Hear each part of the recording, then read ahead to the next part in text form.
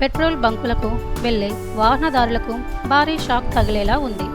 Petrol, diesel ధరలు ఇప్పటికే అధికంగా ఉండగా బంకుల్లో జరిగే మోసాలు వాహనదారులకు మరింత ఇబ్బందులు పడేస్తున్నాయి.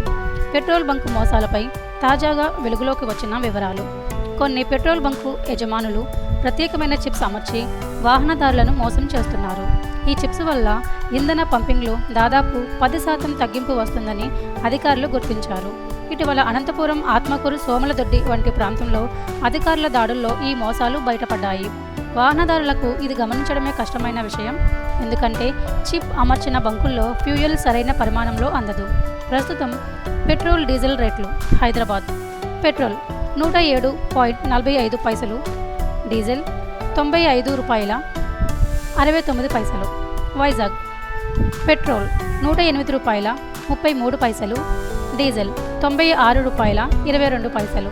Anantapuram petrol ₹109.46, diesel ₹97.31.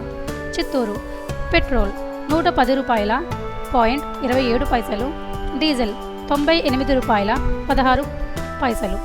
ప్రాంతానుసారంలో రేట్లలో తేడాగా ఉండగా ఇంధన పంపిణీ మోసాలు వాహనదారులకు అదనపు భారంగా మారాయి.